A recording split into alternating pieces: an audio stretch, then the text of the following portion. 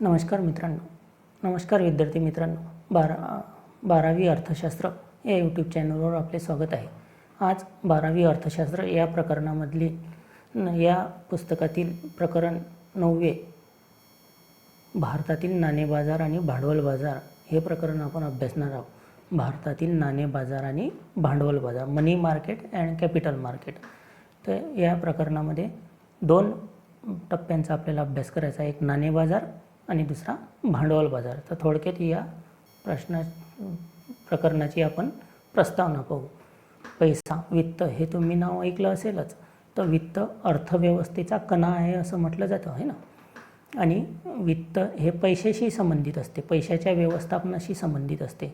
यामध्ये व्यक्ती, उद्योग संस्था, शासनाला विविध उद्देशासाठी आवश्यक असणाऱ्या निधींचा समावेश असतो. पैशामध्ये किंवा वित्तामध्ये या व्यक्ती आणि उद्योगासाठी आणि शासनाला जो काही पैसा आवश्यक असतो, निधी आवश्यक असतो, त्याचा समावेश या वित्त या संकल्पनेमध्ये होतो.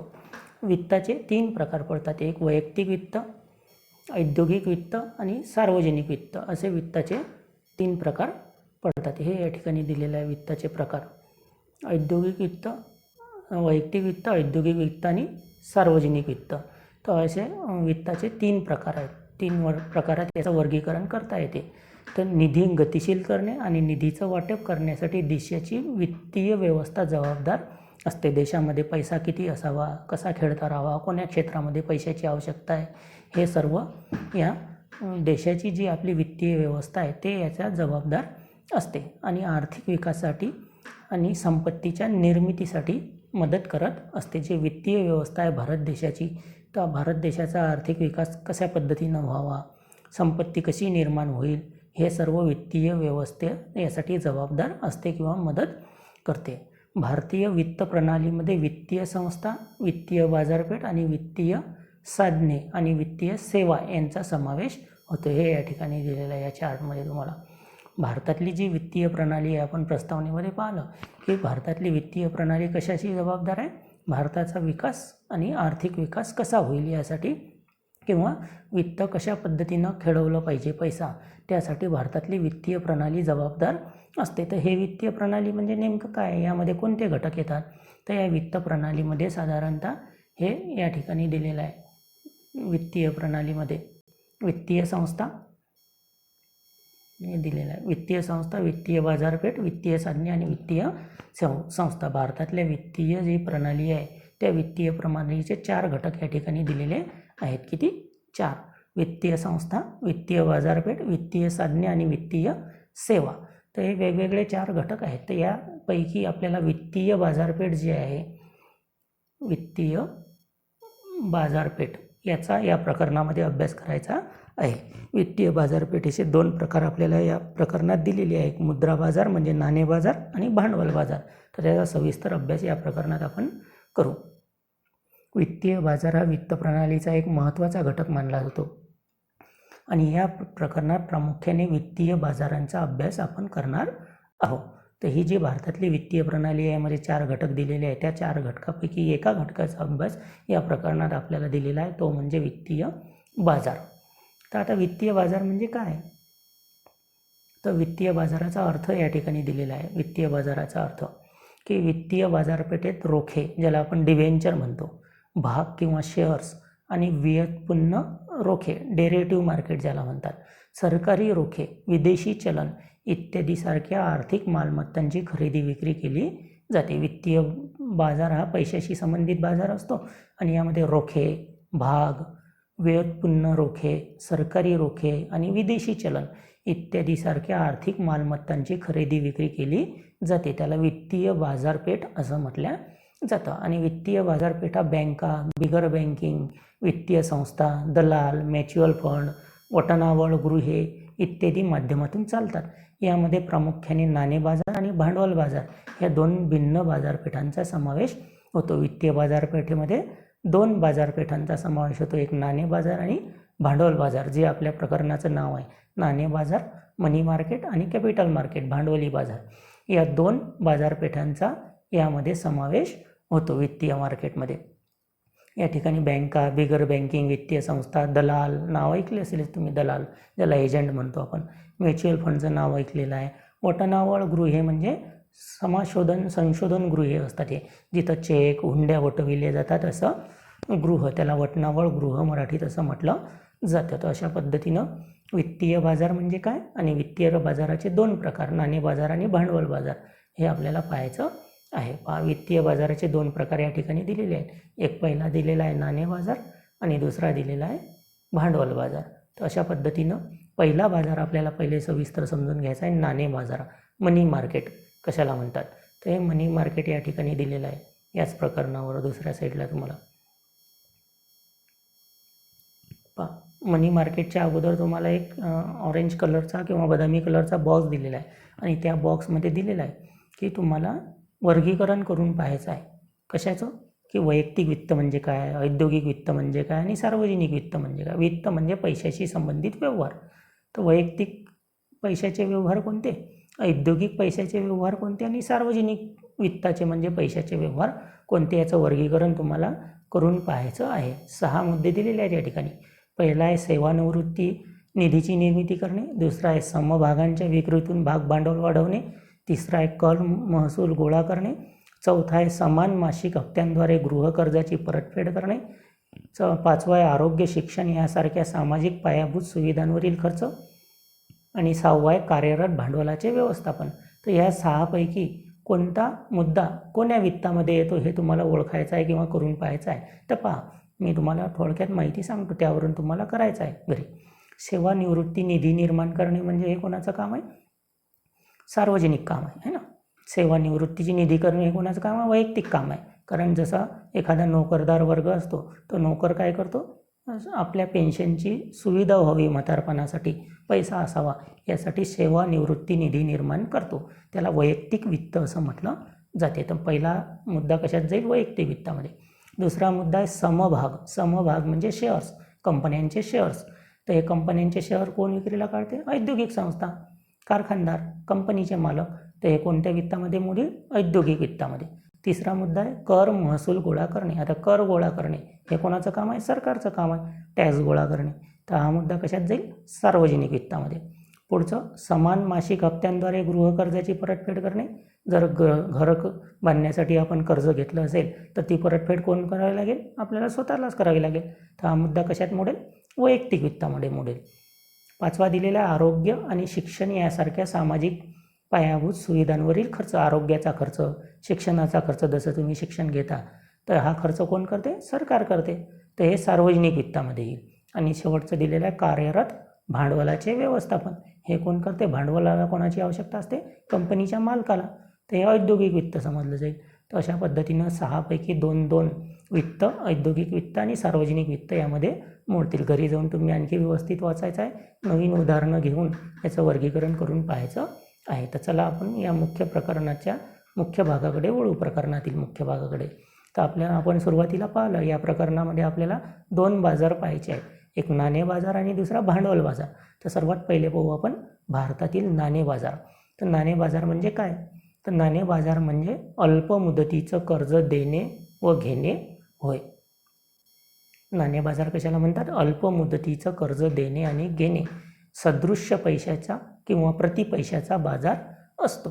ज्या अल्पकालीन साधने, उदाहरणार्थ व्यापारी हुंडी, सरकारी रोखे, पत्रे इत्यादींचा समावेश होतो. अशी साधने अत्यंत तरल असतात, जोखमीची 1 वर्ष किंवा त्यापेक्षा कमी मुदतीची परिपक्वता असणारी व सहज विक्रीयोग्य असतात. तर याला आपण नाणे बाजार असं म्हणतो. नाणे बाजार म्हणजे एक प्रकारचा अल्पमुदती कर्ज देणे आणि घेणे यालाच किंवा पैशाचा आणि प्रतिपैशाचा बाजार असतो. ज्यामध्ये कोणते साधने असतात, व्यापारी हुंडी, सरकारी रोखे, वचनपत्रे इत्यादींचा समावेश असतो. ज्यामध्ये लिक्विडिटी म्हणजे तरलता जास्त असते आणि त्याची मुदत 1 वर्ष किंवा त्यापेक्षा कमी असते. याला नाणे बाजार असं म्हणतात. समजलं, नाणे बाजार म्हणजे एकदम साध्या सोप्या शब्दात आहे की अल्पकालीन कर्ज देणे आणि अल्पकालीन कर्ज घेणे यामध्ये व्यापारी हुंडी, सरकारी रोखे आणि वचनपत्रे तरल स्वरूपाची असतात आणि 1 वर्ष किंवा त्यापेक्षा कमी कालावधीची असतात. त्याला नाणे बाजार असं म्हटलं जातं. पहा, तुमच्या माहितीसाठी आणखी एक बॉक्स दिलेला आहे ग्रीन कलरचा, हिरव्या कलरचा. आणखी काही वित्तीय साधने आहेत. तर ते तुम्हाला माहीत असणं आवश्यक आहे. जसं पहिलं साधन दिलेलं आहे या ठिकाणी रोखे, बॉन्ड म्हणतो आपण त्याला. तर दीर्घकालीन निधी घेण्याचे साधन म्हणून कंपन्या सरकारद्वारे प्रस्तुत केलेले कर्ज साधन होय. ज्या सरकारी कंपन्या आपण पाहिलं होतं सहकारी सहकारामध्ये ही भांडवल निर्मिती करण्यासाठी कर्ज रोखे विक्रीला काढते सहकारी संस्था. त्याच पद्धतीनं कंपन्या आणि सरकारसुद्धा पैसे मिळविण्यासाठी, निधी गोळा करण्यासाठी असे रोखे विक्रीला काढत असतात. त्याला रोखे किंवा बॉन्ड म्हणतात आणि हे दीर्घकालीन निधी मिळविण्याचं साधन आहे. दुसरा मुद्दा दिलेला आहे समभाग भांडवल, ज्याला इक्विटी शेअर्स म्हणतात. कंपन्या विक्रीला काढतात, सहकारी संस्था विक्रीला काढतात. तर व्यक्ती समूहानं घेतलेले किंवा व्यक्तीनं घेतलेले कंपनीचे भाग म्हणजे समभाग होय, ज्याला इक्विटी शेअर्स असं म्हटलं जाते. सहकारामध्ये आपण व्यवस्थित समजून घेतलं होतं समभाग म्हणजे काय, आणि कॉमर्सच्या विद्यार्थ्यांना अकाउंटमध्ये SP मध्ये आणखी चांगल्या पद्धतीनं समजून सांगितलेलं आहे की समभाग म्हणजे काय. पुढचं दिलेलं आहे व्युत्पन्न कर्ज रोखे किंवा डेरिव्हेटिव्ह, ज्याला मार्केट म्हणतो आपण. व्युत्पन्न म्हणजे वित्तीय प्रतिभूतींच्या संदर्भाने एखाद्या मूलभूत मालमत्तेचे मूल्य किंवा किंमत रोखे भाग, चलन, व्याजदर, वस्तू इत्यादीमधून मिळविणे होय. म्हणजे एक प्रकारचे कॉन्ट्रॅक्ट असतात, वायदे बाजार ज्याला म्हणतो आपण. त्यांच्या साहाय्यातून त्याची किंमत किंवा चलन किंवा व्याजदर किंवा वस्तू, कमोडिटी मार्केट असेल, विदेशी चलनाचा बाजार असेल, तर त्याला व्युत्पन्न किंवा डेरिव्हेटिव्ह मार्केट असं म्हटलं जातं. आणि पुढचं साधन दिलेलं आहे सरकारी रोखे, गव्हर्नमेंट सिक्युरिटीज म्हणतो आपण त्याला. तर सरकारी रोखे म्हणजे परिपक्वता कालावधीत परतफेड करण्याचे आश्वासन देऊन सरकारने प्रस्तुत केलेल्या कर्जाचे साधन होय. म्हणजे सरकारसुद्धा पैसे गोळा करण्यासाठी आपले रोखे विक्रीला काढतात, त्याला सरकारी रोखे असं म्हणतात. पुढचं दिलेलं व्यापारी बिल, ट्रेड बिल, जे आपण देयक घेतो, बिल घेतो माल खरेदी विक्री, तर त्याला देयक किंवा व्यापारी बिल असं म्हटलं जाते. पुढचं दिलेलं आहे वचनपत्रे, प्रॉमिसरी नोट ज्याला म्हणतो आपण, की हे असे वित्तीय साधन आहे की एका पक्षाने दुसऱ्या पक्षाच्या मागणीनुसार किंवा भविष्यातील तारखेला निश्चित रक्कम देण्याबद्दल दिलेलं लेखी वचन आहे. वचनपत्र म्हणजे वचन असते की भविष्यात किती तारखेला आपण याचे पैसे देणार आहोत, प्रॉमिसरी नोट म्हणतो आपण त्याला. तर अशा पद्धतीनं हे वचनपत्र. तर हे जे 5-6 नावं दिलेली आहेत, तुम्हाला हे माहिती असणं आवश्यक आहे. तुमच्या माहितीसाठी या ठिकाणी दिलेलं आहे की रोखे, समभाग, भांडवल, व्युत्पन्न रोखे, सरकारी रोखे, त्यानंतर व्यापारी बिले आणि वचनपत्र. तर अशा पद्धतीने या ठिकाणी तुम्हाला हे तुमच्या माहितीसाठी ग्रीन कलरचा बॉक्स दिलेला आहे. पुढचा याच्या अगोदरचा जो गुलाबी कलरचा बॉक्स होता हे तुम्हाला करून पाहायचं होतं. हा बॉक्स माहितीसाठी आहे. आता पुढचा टप्पा पाहायचा आहे आपल्याला, भारतातील नाणे बाजाराची संरचना कशी आहे. जो नाणे बाजार शिकून राहिलो आपण या प्रकरणात, मनी मार्केट, तर त्या भारतात कशी रचना आहे. तर भारतातील नाणे बाजार हा दुहेरी स्वरूपाचा आहे, 2 स्वरूपाचा आहे. त्यामध्ये संघटित क्षेत्र आणि असंघटित क्षेत्र असे 2 प्रकार येतात. एक संघटित क्षेत्र आणि दुसरं असंघटित क्षेत्र यांचा समावेश होतो. संघटित क्षेत्रामध्ये भारतीय रिझर्व्ह बँक, ज्याला आपण RBI म्हणतो, किंवा व्यापारी बँका आहेत, सहकारी बँका आहेत, त्याच्यानंतर वित्तीय विकास संस्था आहेत, गुंतवणूक संस्था आहेत, भारतीय सवलत व वित्तगृह आहे, ज्याला आपण DFHI म्हणतो, यांचा समावेश होतो. तसेच असंघटित क्षेत्रात सावकार, स्थानिक वित्तीय पुरवठा करणाऱ्या संस्था, अनियंत्रित बिगर बँक वित्त पुरवठा मध्यस्थ यांचा समावेश होतो. भारताचा जो मुद्रा बाजार आहे, मनी मार्केट आहे किंवा नाणे बाजार आहे, हा कसा 2 भागात विभागलेला आहे, दुहेरी स्वरूपाचा आहे. एक संघटित क्षेत्र आणि दुसरं असंघटित क्षेत्र. संघटित क्षेत्रामध्ये भारतातली सर्वोच्च बँक RBI, इतर व्यापारी बँका, सहकारी संस्था, गुंतवणूक संस्था, भारतीय सवलत वित्तीय गृह यांचा समावेश होतो. आणि असंघटित क्षेत्रामध्ये ज्याला आपण सावकार म्हणतो ग्रामीण भागामधले, किंवा स्थानिक वित्त पुरवठा संस्था असतात काही त्या, आणि आणखी ज्याच्यावर नियंत्रण नाहीत अशा बिगर नियंत्रित सहकारी बँक वित्त पुरवठा किंवा मध्यस्थ एजंट, दलाल म्हणतो आपण, यांचा समावेश या नाणे बाजारामध्ये होतो. तर लक्षात आलं तुमच्या, भारतातील नाणे बाजार हा दुहेरी स्वरूपाचा आहे, संघटित आणि असंघटित. संघटितमध्ये रिझर्व्ह बँक ज्या सरकारची परवानगी आहेत अशा संस्था, आणि परवानगी नाहीत असे असंघटितमध्ये सावकार आणि इतर दलाल, एजंट वगैरे. आता पुढच्या पॅरेग्राफमध्ये दिलेलं आहे, भारतातील नाणे बाजाराचे केंद्र मुंबई, दिल्ली, कोलकाता या शहरामध्ये एकवटलेले आहे. त्यामधलं मुंबई हे एकमेव प्रभावी नाणे बाजाराचं केंद्र आहे, ज्यामध्ये भारतातील सर्व भागांमधून पैशाचा ओघ येतो. भारतातलं जे नाणेबाजाराचं प्रमुख केंद्र आहे ते मुंबई आहे. शेअर मार्केटचं नाव ऐकलं असेल तुम्ही, बॉम्बे स्टॉक एक्सचेंज हा मुंबई शहरात काम करतो किंवा सुरू झालेला आहे. तर मुंबई, दिल्ली यासारख्या शहरामध्ये एकवटलेलं आहे भारतातलं नाणे बाजाराचा केंद्र. त्यापैकी मुंबई एक प्रमुख शहर आहे. पुढील तक्त्यावरून आपल्याला नाणे बाजाराच्या संघटित क्षेत्राची कल्पना येऊ शकते. आपण 2 क्षेत्र पाहिले होते ना, एक संघटित क्षेत्र आणि दुसरं असंघटित क्षेत्र. त्यापैकी पहिलं क्षेत्र पाहायचं आहे तर आपल्याला संघटित क्षेत्र. तर संघटित क्षेत्रामध्ये आपण पहिलेच पाहिलं होतं की 5 घटक दिले होते संघटित क्षेत्रामधले. पहिलं पाहिलं होतं RBI, दुसरं पाहिलं होतं व्यापारी बँका, तिसरं सहकारी बँका, चौथं विकास वित्तीय संस्था DFHI म्हणतो आपण त्याला, भारतातील सवलत वित्तीय गृह DFHI म्हणतो.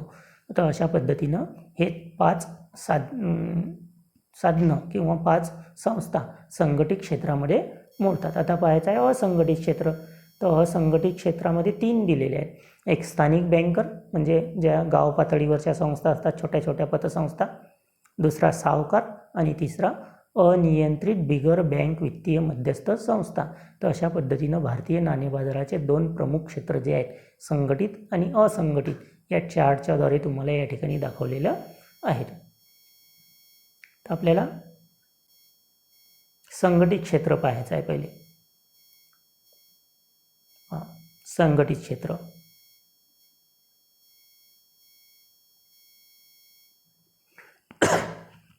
तर भारतातील संघटित क्षेत्रामध्ये रिझर्व्ह बँक, व्यापारी बँका, सहकारी बँका, विकास वित्तीय संस्था आणि भारतीय सवलत व वित्तीय गृह, जे चार्टमध्ये आपण 5 मुद्दे बघितले होते ते पुन्हा या ठिकाणी दिलेले आहेत. तर या 5 संस्थांचा समावेश संघटित क्षेत्रामध्ये होतो. नाणे बाजारामधलं ते संघटित क्षेत्र आहे ते.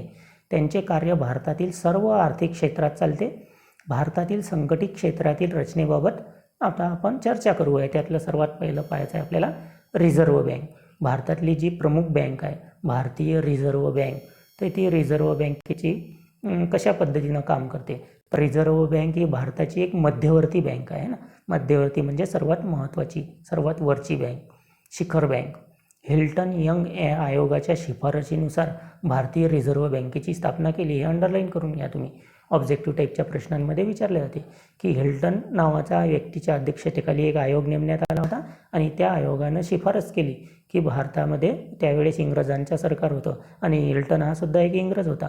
तर इंग्रज सरकारनं एक आयोग नेमून भारतामध्ये रिझर्व्ह बँकेची स्थापना 1934मध्ये केली. 1934च्या बँकिंग कायद्यानुसार ही बँक स्थापन करण्यात आली आणि भारतीय रिझर्व्ह बँकेची स्थापना 1 एप्रिल 1935 रोजी खाजगी भागधारक बँक म्हणून झाली, म्हणजे एक प्रकारची प्रायव्हेट कंपनी म्हणून सुरू झाली. आणि पुढे भारतीय रिझर्व्ह बँकेचे राष्ट्रीयकरण श्रीमती माजी पंतप्रधान इंदिरा गांधी यांनी केलं होतं. बऱ्याच सार्वजनिक प्रायव्हेट उद्योगांचं त्यांनी सार्वजनिकीकरण केलं होतं. तर त्यापैकी एक महत्त्वाची संस्था आहे reserve bank of India, RBI. तर या बँकेचं राष्ट्रीयकरण 1 जानेवारी 1949 रोजी झालं. हा भारतीय नाणे बाजारातील एक महत्त्वाचा घटक आहे. तर एवढं लक्षात ठेवायचं आहे रिझर्व्ह बँकेच्या बाबतीत. 1934च्या कायद्यानं स्थापन झाली, 1 एप्रिल 1935ला स्थापना झाली आणि 1 जानेवारी 1949 रोजी या बँकेचं काय करण्यात आलं, राष्ट्रीयकरण करण्यात आलं, म्हणजे राष्ट्राला ही बँक समर्पित करण्यात आली. अशा पद्धतीने रिझर्व्ह बँक एक महत्त्वाचा घटक आहे भारतीय नाणे बाजारातला. आता इतर काही मध्यवर्ती बँकांच्या आपल्याला इतर तज्ज्ञांनी केलेल्या व्याख्या बघायच्या आहेत. तर पहा, पहिली व्याख्या ही डॉक्टर MS डिकॉक यांनी केलेली आहे की मध्यवर्ती बँक ही देशातील मुद्रा बँकिंग संरचनेतील शिखर संस्था आहे. मध्यवर्ती बँक म्हणजे एक शिखर संस्था असं डिकॉक यांनी सांगितलेलं आहे. एकदम सोपी व्याख्या. दुसरी व्याख्या प्राध्यापक WA शॉ यांनी केलेली आहे. अर्थव्यवस्थेतील पतपुरवठ्यावर नियंत्रण ठेवणारी बँक म्हणजे मध्यवर्ती बँक होय. अर्थव्यवस्थेतील पतपुरवठ्यावर म्हणजे सरकार ज्याला कर्ज पुरवठा करते त्यावर नियंत्रण, कंट्रोल ठेवणारी बँक म्हणजे कोणती बँक, मध्यवर्ती बँक, ज्याला आपण RBI असं म्हणतो. इथं RBIचा सिम्बॉल दिलेला आहे तुम्हाला. हा जो सिम्बॉल आहे या RBIचा सिम्बॉल म्हणून ओळखल्या जातो. भारतीय रिझर्व्ह बँक कसं नाव असते मराठीत आणि इंग्लिशमध्ये हे सुद्धा या ठिकाणी तुम्हाला दिलेलं आहे. जे इमेज टाईपचे क्वेश्चन असतात स्पर्धा परीक्षांमध्ये त्या ठिकाणी सुद्धा हा प्रश्न विचारला जातो. तर अशा पद्धतीनं जी मध्यवर्ती बँक आहे भारताची, जिचं राष्ट्रीयकरण करण्यात आलं, तर त्या रिझर्व्ह बँकेची आपल्याला कार्य बघायची आहे. रिझर्व्ह बँक कोणती कार्य करते? तर सर्वात पहिलं महत्त्वाचं कार्य करते ही बँक चलनी नोटांची निर्मिती करणे. रिझर्व्ह बँकेचं सर्वात पहिलं महत्त्वाचं काम कोणतं आहे? चलनी नोटा.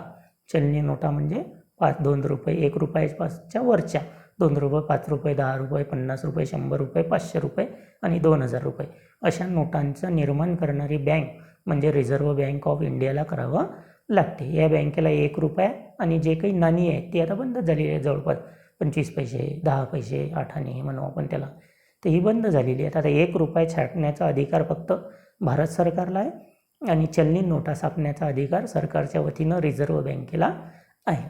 आणि या रिझर्व्ह बँकेला सुद्धा एक किमान राखीव प्रणालीनुसारच नोटा छापता येतात किंवा चलनी नोटांची निर्मिती करता येते. म्हणजे आपल्या मताप्रमाणे किंवा सरकार सांगेन तेवढ्या नोटासुद्धा छापता येत नाही. तर त्यासाठी त्या तुलनेत सोनं गहाण या बँकेला ठेवावं लागते. जसं 200 कोटी रुपयाची ठेव ठेवावी लागते आणि त्यापैकी 115 कोटी सोन्याच्या स्वरूपात आणि 85 कोटी परकीय चलनाच्या स्वरूपात ठेवले जातात. म्हणजे जर नोटा छापायचा असेल तर पहिले बँकेमध्ये सोनं आणि विदेशी चलन जमा करावं लागते आणि तेवढ्याच रकमेच्या पटीत नोटा छापता येतात. तर अशा पद्धतीनं पहिलं कार्य आहे रिझर्व्ह बँकेचं, चलनी नोटांची निर्मिती करणारी बँक. दुसरं कार्य आहे रिझर्व्ह बँकेचं सरकारची बँक. तर रिझर्व्ह बँक ही सरकारची बँक म्हणून काम करते. सरकारला सल्ला देणे, सरकारचा प्रतिनिधी म्हणून काम करणे, केंद्र व राज्य सरकारच्या व्यवसायाचे व्यवहार करते आणि पैसे स्वीकारते आणि सरकारच्या वतीने देणगी देते. तसेच सार्वजनिक कर्ज व्यवस्थापन देखील करते. ही सरकारला अनेक आर्थिक विषयावर सल्लासुद्धा देते. तर अशा पद्धतीनं रिझर्व्ह बँकेचं दुसरं महत्त्वाचं कार्य आहे जे पाहिलं आपण, सरकारची बँक, सरकारचा प्रतिनिधी किंवा सरकारचे जे कर्ज वाटले जातात त्यावर नियंत्रण ठेवणे आणि सरकारला सल्ला देणे, म्हणजे सरकारची बँक म्हणून ही बँक काम करते. तर अशा पद्धतीनं रिझर्व्ह बँकेचं दुसरं कार्य पाहिलं आपण. रिझर्व्ह बँकेचं तिसरं कार्य आहे बँकांची बँक. रिझर्व्ह बँक ही मध्यवर्ती बँक आहे असं पाहिलं आपण, शिखर बँक आहे भारतातली सर्वात मोठी, म्हणून बँकांची बँक म्हणून सुद्धा ही बँक ओळखली जाते. रिझर्व्ह बँक व्यापारी बँकांवर वैधानिक नियंत्रण ठेवते. सर्व अनुसूचित बँकांना रिझर्व्ह बँकेकडे त्यांच्या मागणी व मुदत ठेवीनुसार किमान रोख निधी राखीव ठेवणे अनिवार्य असते. रिझर्व्ह बँक व्यापारी बँकांना त्यांच्या योग्य हुंड्या वटवून देऊन आर्थिक सहाय्य करते. तसेच मंजुरी दिलेल्या तारणाच्या बदल्यात बँकांना कर्ज उपलब्ध करून देते. अशा पद्धतीनं बँकांची बँक हे रिझर्व्ह बँकेचं एक महत्त्वाचं कार्य आहे. आपल्या ज्या सदस्य बँका असतात, सभासद बँका असतात, त्यांना मागणीनुसार, ठेवीनुसार निधी उपलब्ध करून दिला जातं. त्यांच्या हुंड्या वटवून त्यांना आर्थिक सहाय्य केलं जातं आणि तारणाच्या बदल्यात बँकांना कर्ज उपलब्ध करून दिल्या जातं. हे झालं रिझर्व्ह बँकेचं तिसरं कार्य. चौथं कार्य पाहायचं आहे परकीय चलन साठ्याचा सांभाळ करणे. हे सुद्धा रिझर्व्ह बँकेचं एक महत्त्वाचं कारण आहे, जे विदेशी चलन आहे.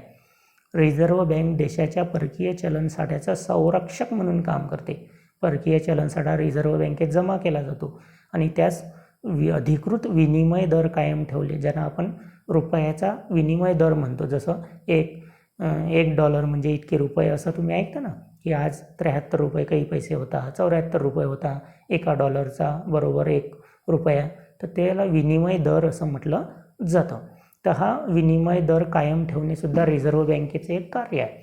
स्थिरता निश्चित करणे, आंतरराष्ट्रीय नाणेनिधीच्या सर्व सदस्य देशांच्या चलनांची खरेदी व विक्री करण्याचे कार्य रिझर्व्ह बँक करते. तर अशा पद्धतीनं परकीय चलन साठ्याचा सांभाळ करणे आणि विनिमय दर कायम ठेवणे आणि आंतरराष्ट्रीय नाणेनिधी जी आहे IMF जी संस्था आहे, त्या सर्व देशांच्या चलनांची निर्मिती, खरेदी आणि विक्री करण्याचे कार्यसुद्धा रिझर्व्ह बँकेला करावं लागते.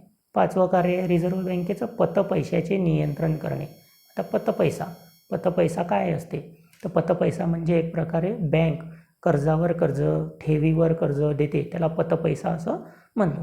तर देशातील सर्वोच्च बँक म्हणून रिझर्व्ह बँक व्यापारी बँकांना पतपुरवठ्याच्या आकारमानावर व वापरावर नियंत्रण ठेवते. संख्यात्मक आणि गुणात्मक साधनांचा वापर करून पतनियंत्रण केलं जातं. संख्यात्मक पतनियंत्रणामध्ये बँक दर, खुल्या बाजारातील रोखे व्यवहार, रोकड निधीचे गुणोत्तर प्रमाण ज्याला आपण CRR रेशो म्हणतो, असे वेगवेगळे रिव्हर्स रेपो दर म्हणतो है ना, CRR रोकड निधीचे गुणोत्तर, संविधानिक रोखतेचे गुणोत्तर SLR इत्यादी साधनांचा समावेश होतो संख्यात्मक साधनामध्ये.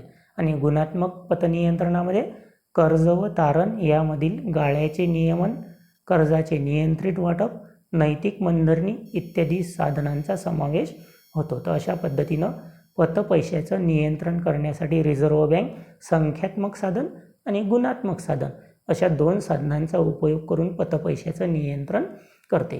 तर पतपैसा म्हणजे आपण पाहिलं की रिझर्व्ह बँक अमाप प्रमाणात पैसा छापू शकत नाही, चलन छापू शकत नाही. तर मग इतका पैसा सरकार कुठून आणते?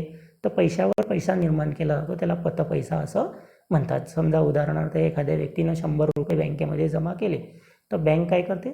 100चे 100ही रुपये एखाद्या व्यक्तीला कर्ज म्हणून वाटून देत नाही, त्यापैकी थोडी रक्कम आपल्याजवळ ठेवते आणि 90 रुपये त्या कर्जदाराला दिले जातात. ते सुद्धा त्या बँकेत कर्जदाराच्या खात्यात जमा केले जातात. पुन्हा ते 90 रुपये तो कर्जदार एकखट्टा काढत नाही, त्याला ठेव म्हणून काहीतरी बँकेमध्ये जमा ठेवावी लागते. ते पुन्हा बँकेकडे पैसे जमा राहतात, पुन्हा ते बँक दुसऱ्या व्यक्तीला कर्ज देते. अशा पद्धतीनं कर्जावरून ठेवी, ठेवीवरून कर्ज अशा पद्धतीनं पतपैशाचं निर्मिती केली जाते. त्याला पतपैशाचं नियंत्रण असं सुद्धा म्हणतात. त्याला साधने दिलेली आहेत 2, एक संख्यात्मक साधन आणि दुसरं गुणात्मक साधन. या साधनांचा वापर करून बँक आपलं पतपैशाचं नियंत्रण करत असते. संख्यात्मक साधन, गुणात्मक साधन कोणते ते सुद्धा थोडक्यात या ठिकाणी दिलेलं आहे. संख्यात्मक साधनांमध्ये बँक दर येते, रेपो रेट येते ज्याला आपण रिव्हर्स रेपो रेट म्हणतो, रोकड निधीचं गुणोत्तर आहे अशा पद्धतीनं. आणि गुणात्मक साधनामध्ये कर्ज आणि तारण, नियंत्रित वाटप, नैतिक मनधरणी इत्यादी साधनांचा समावेश होतो. हे 5वं कार्य झालं रिझर्व्ह बँकेचं.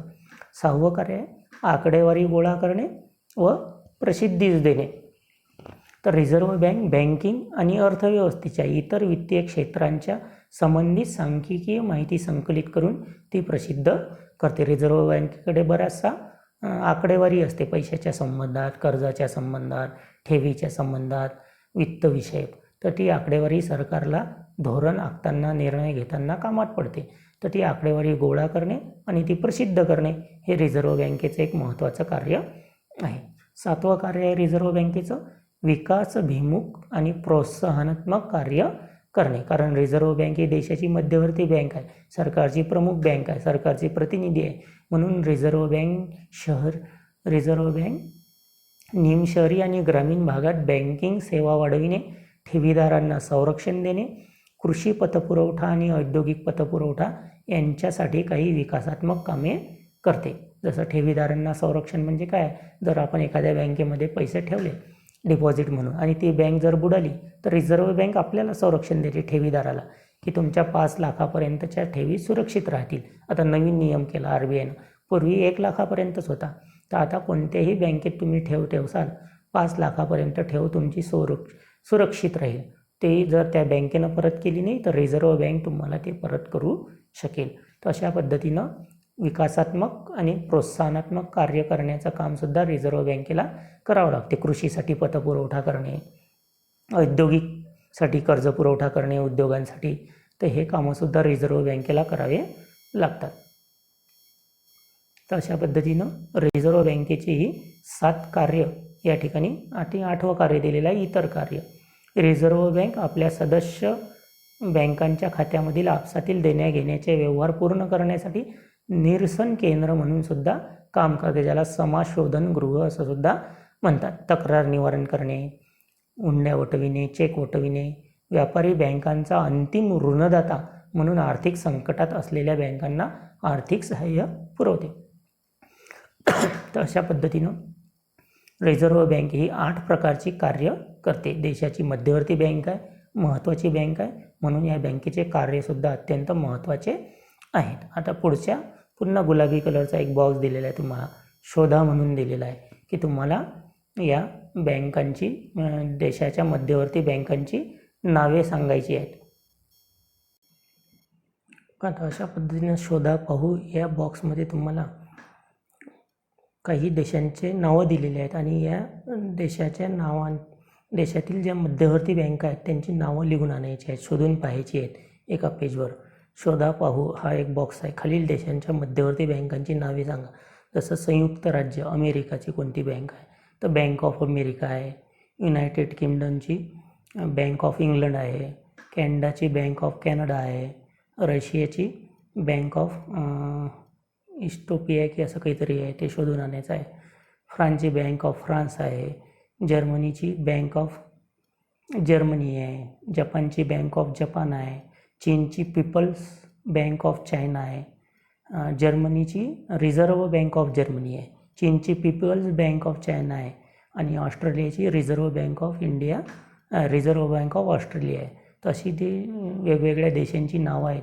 ती नावं तुम्हाला देशाचं नाव आणि त्या बँकेचं मध्यवर्ती बँकेचं नाव हे इंटरनेटवरून किंवा इतर पुस्तकातून कोण्या ते शोधून आणायचं आहे आणि ते शोधा पाहू हा प्रकल्प पूर्ण करायचा आहे. तर अशा पद्धतीनं आजच्या या व्हिडिओमध्ये आपण नाणे बाजार या प्रकरणामधला प्रमुख बाजार नाणे बाजार आणि नाणे बाजाराचं जे संघटित आणि असंघटित क्षेत्र आहे, त्या संघटित क्षेत्रामधली जी रिझर्व्ह बँक आहे, ती रिझर्व्ह बँक म्हणजे काय आणि रिझर्व्ह बँकेची कार्य इतकं अभ्यासलं.